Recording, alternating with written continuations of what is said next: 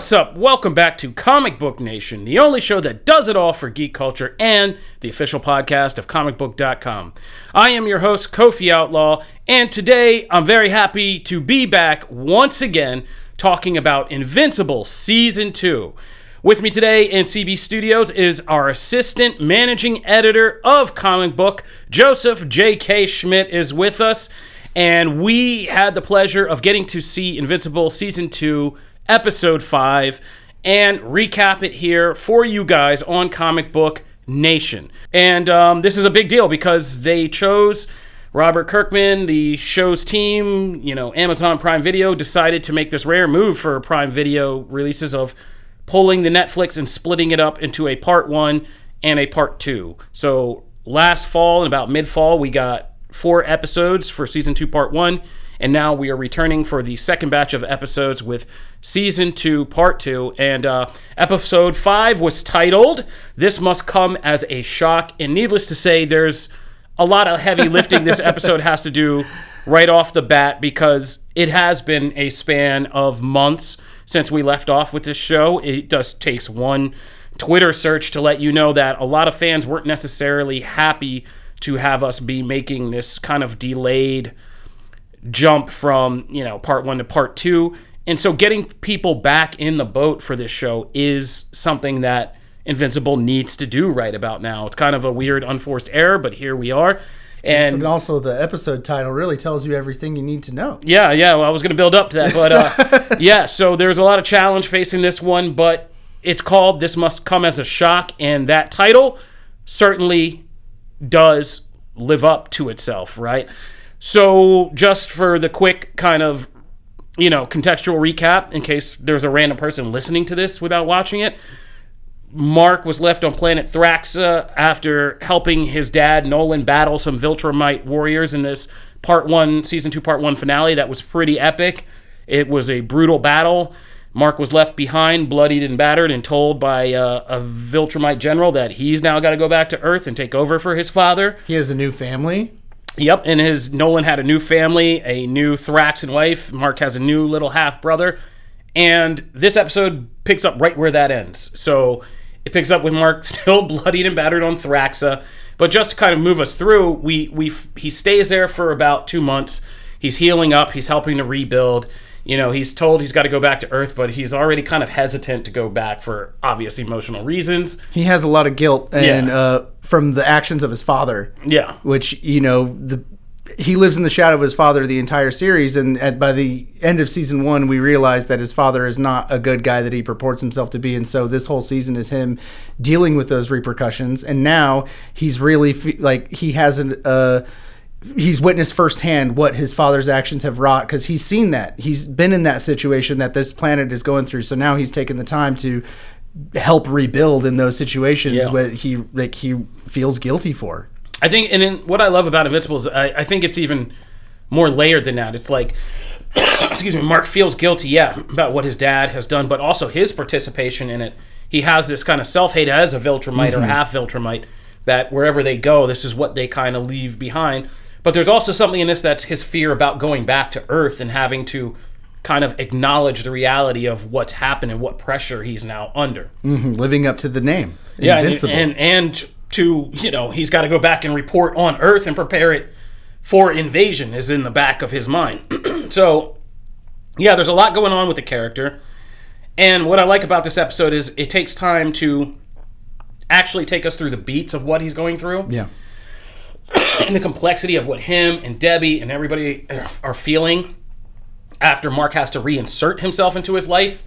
So we get that drama, but there's still plenty of pretty epic action, which we'll get to in a minute. But in many ways, this episode feels like it's also for us, the audience, because there is just it's almost like a soft reboot of Mark having to come back and re-enter his own life in these different circumstances. Like, I love the scenes of him and Debbie, and when I rewatched it, I noticed, So Debbie gets this gift of a wine, but she's trying to stop drinking because in the first half she was, of course, kind of going full Tony Stark on us. She pulled it together. She gets this wine in the beginning from the guy who was obviously thirsting for her. And then she's like, nah, I'm not going to drink that, until Mark shows up with the baby and he has to tell her the whole story. And the next scene it cuts to is her just like, holding the glass Pop it of open. wine. Let's just pour a tall one. And so, like, and what I love about the show is the character dynamics you think could be so stereotypical never are. So Debbie steps up and makes this choice to, like, care for this baby when you think, she could be like, man, get that purple little ninja out of my house. Like, but she does, like you said, she steps up, and Mark steps up in a big way, because Mark is also saying, he's missed school, being in space trying to defend this planet and reconstruct this planet after his dad's the repercussions of his dad's actions, and he has missed 2 months of college. And so it's really funny to, like, pair this universal conflict that is going on with the fact that he missed 2 months and now has to go meet the dean to face a punishment. And like, just putting such a personal problem juxtaposed against international or intergalactic warfare is just such a fine, invincible type touch that like, they handle so well. And like, you started talking about at the beginning about how doing 4 episodes split, and now that they're coming back, the result is a little bit disjointed, and maybe fans aren't as excited for it as it should have been. But like, and this was the episode that really has to draw them back into it. And I felt like the first 4 episodes did a really good job of setting things up, but they were all kind of disjointed plots that were pushing something along. And now we're finally starting to see those threads weaving together in a massive way in this one. So the episode's title, what was it again?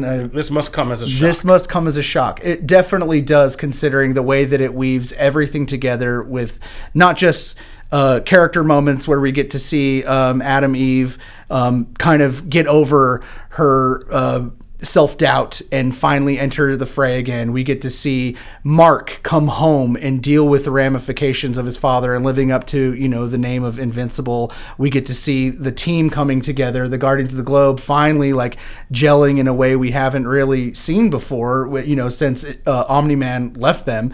And just all of this coalescing into this very climactic, like, double-sided battle that we get between... I mean, you can go over all that stuff because it really explodes in how everything finally comes together. Yeah. So this is your final. I mean, this is a recap show, so yes. You should know it's spoiler heavy. But we are just going in case there's anybody left who doesn't fully understand, we're about to talk spoilers about Invincible season 2, episode 5. We're about to talk like real spoilers.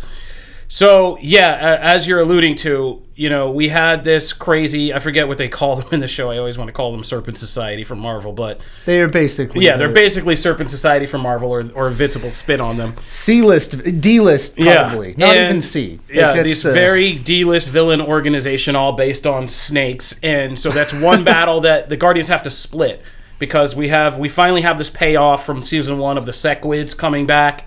From Mars, the whole Martian invasion. The parasites.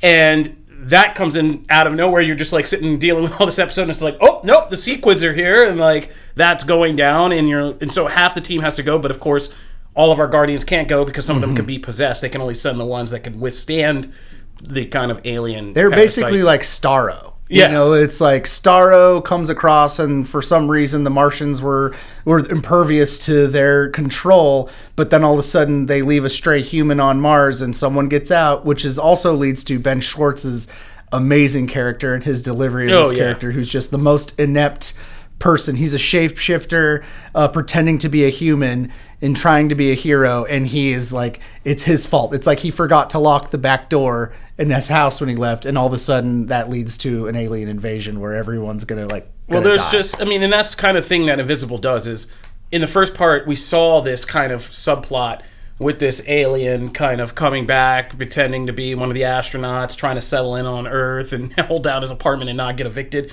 And you watch this and you're like, what is this all about? Because it's in this show that's so dense with so many other things, and then you get this, which is, again, a payoff where it's like, okay, that leads to something. Like watching this goofy guy on Earth, you forget, like, he's also caused this massive thing that's going to come back to haunt us. But it was great to see Shapesmith finally like this whole thing that you think, again, Invincible does such a good job of playing with superhero tropes. So being like, I'm going to make you this big reveal. I'm actually, and they're like, dude, we know you're a Martian. Like, stop. Like, we've known this since day one. Which is good, because if Cecil and them didn't know, like, you'd be like, who are these people and how are they defending Earth? But they're like, no, dude, we obviously knew you're a Martian. Especially for how they present Cecil as being this all-knowing, end-all be-all person who, he knows Mark is home even before Mark knows that he's home at that point. He is presented as a very formidable, knowledgeable person about everything that's going on, which, is the type of person that should be running this crazy superhero team that is sent to go on these suicide missions, which we're seeing more and more often are deadlier than the ones that they previously go on. The stakes continue to escalate in ways that you don't really anticipate. But also like you're saying, the interpersonal stories, like the little slice of life things that happen that take place that set these up, really are the types of moments that set Invincible apart. And it, like, honestly, I know this isn't like a one-to-one comparison, but that's the type of stuff that Rick and Morty does very well. Yeah. Like these interpersonal relationships that the characters have, and the smaller moments, the quieter moments that they show that build within the bigger plot points that they have. It's just so skillfully done in a way that you don't really get to see in a lot of superhero media, much less well done, like big budget with A-list stars. Like the fact that they have this cast and the way that they write this show and plot it out, it is very impressive. Yeah, like it is. And let's just get to the real meat and potatoes to finish this out, because everybody's going to, we can sit here and talk about the character drama. I wrote a whole review of Invincible Season 2 Part 2 on Comicbook.com, /TV, and kind of gave it a 3.5 out of 5 by saying, like, yeah, I think that the mature thing this season does as a whole, without getting too far ahead, is it really does anchor the characters, their complexity, the complexity of this universe, and fleshes it out in a big way that feels very meaningful and well done by the end. But that's the part that people are always going to still have internet backlash. Twitter, you're not subtle enough on Twitter to be kind of getting all these character beats and appreciate the density of this. You're like, it's animation, I want to see some fight. And so this episode is still custom built for Twitter by giving us, like you said, a 2-part battle that we don't even conclude by the end, that features some pretty gnarly stuff. We see the Guardian of the Globe once again get murdered, which is becoming a tradition in this show. If you don't remember that experience of the Invincible, the premiere episode, the ending that shocked us when Omni-Man just wrecks the Guardians of the Globe and everybody started to pick up and notice this show. Well, if you were sleeping on it before, they murdered some people you probably liked and left you kind of sitting there like, what just happened? Because we don't just murder them, but we see the Guardians get their behinds kicked in a pretty serious way. Like, Duplicate getting horribly, and it's pretty brutal because it's like a Rube Goldberg machine of death. Like, and they really set it up that you think she's gonna survive, because they really do a good job in the animation of showing you, because Duplicate, anytime she duplicates, you see the number on her chest get bigger, and number 1 is the prime 1, and she's constantly sending out clones, and she's able to withstand her clones getting killed, and then all of a sudden you're like, oh, she's not going to get out of that one, and she doesn't. Well, she does. Like, one pops up, and he just grabs her and smashes them both together, and you're like, and then the characters are also like, wait, is that really dead? And then they're like, oh god, she's like real dead. Yes. And then also shout out Jason Mantzoukas, who I feel is becoming like one of the great celebrity voice actors. Oh yeah, he is. Like, I mean, you see people just out here nominating him for all kinds of stuff these days, like Fantastic Four and stuff like that, which is a little crazy in my book. But like, no, he is, from just doing one shtick for so long to kind of now being able to bring kind of subtlety and even like personality to somebody like Rex, who starts out as such a shtick heavy character and unlikable, and to seeing him in like real peril in this episode it's a testament to like Jason Mantzoukas being able to do kind of really good stuff. And just this whole voice cast, which is made up of either very recognizable voice actors like J.K. Simmons and Jason Mantzoukas, or kind of really experienced ones.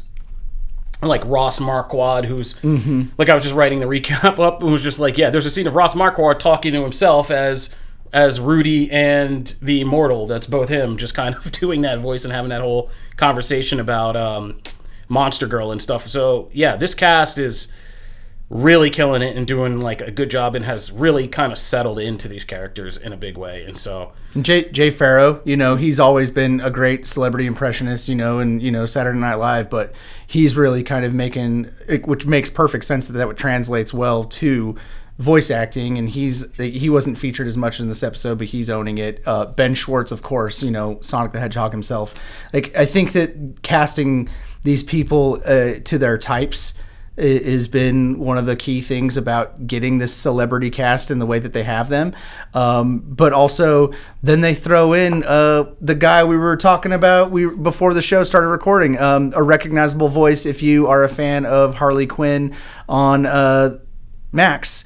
The person who plays Bane, I'm pretty certain he's like the old preacher. He's the elderly. There's doing the exact same voice. If you like Bane, for just one scene, he's just an elderly Thraxan coming to tell Mark some information about. Yes. Oh, your spaceship's ready, but it's clearly the Bane guy. Yes, it is Tom Hardy Bane. So it is the funniest impression as far as a voice actor goes, and the fact that they brought that over and just basically said no notes, just do what you do.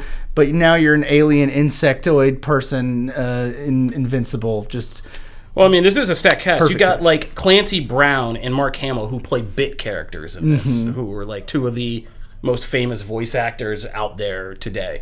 I mean, they're just doing, bit characters. And you got people who are like, potential Oscar winners like Sterling K. Brown, who has not shown up as Angstrom Levy yet again. We are still waiting on Angstrom Levy. Yeah. It's going to be a slow burn. But who's Optimus Prime in the Transformer movie? He's the Viltrumite. The Viltrumite guy, yeah, who, of course, in our post-credit scene, we should hardly get to that. Yeah, we have Optimus Prime, Peter Cullen coming in to... Once again, it's just Peter Cullen and Seth Rogen in the scene. So, this is what this show is playing with behind the animation. And yeah. The fact that you have Seth Rogen as just like, his voice the second you hear it, and it's always going to be Seth Rogen. You're going to get that image in your head. There's Peter Cullen, known for being Optimus Prime, and they're juxtaposed against each other doing this one scene is just, that's fun. It's very fun superhero TV show. And that's the thing, like Invincible's so good on these levels because we're talking about just kind of like the basic plot points, but as we've indicated, like this show does work on so many meta levels to kind of either play with animation, play with comic book tropes, or both, and kind of have a great bit of fun. And yeah, we got in the midst of all this stuff, we got a hopeful post-credit scene. It's unusual for Invincible to leave us with a hopeful kind of ending, but Alan's back. And Alan the alien is back. Yeah, after seeing the brutal kind of what we thought for sure was his death, like Alan's back, and so he even comments on seeing his eye getting punched out of his skull and seeing it. Like, it was just such a Seth Rogen thing to do, just that was ridiculous. How am I still alive? And it was just a very funny way to just bring it all full circle as far. And so Alan's back, and not just a throwaway character all of a sudden. And like you said, all this stuff, whatever, I forget the name of the Galactic Council, but all of that starts to feel like it's coming into light in a major way. So, and one of the cool things that I noticed in this episode, that I know it's been pretty obvious, is the previous the title sequence is always, it shows you the word Invincible over. Previously it was blue and yellow, and the screen would continually like get impacted where it would like crack like glass, and behind it you would see a different version of the title treatment, and it turned black and red, and then it got black and red, and now that is breaking away because it's just kind of a metaphor where I feel like it's building toward Invincible living up to his name and realizing like, oh, I am this superhero that needs to defend not just Earth but the galaxy against this crazy threat, and I have to understand that and live up to my name. And like slowly we're chipping away at that self-doubt and the barrier that is preventing him from living up to his full potential. And by the end of season 3, when that title, like by the end of season 2, when that title screen cracks, it's gonna be glorious. Oh yeah, and if you remember your season 1, not to get again too far ahead, but it was the blood splatter in season 1 that led up to a season finale that really made you understand why that title ended up there. And yeah, I can say safely that by the time we get to episode 8, that title is going, or that sequence in the title sequence is going to work on many, many, many different levels. So I would say just from this early point, we're back in. I'm back in. This episode definitely made me sit up, and by the time the credits rolled, I was like, holy yes, I forgot Invincible is like this.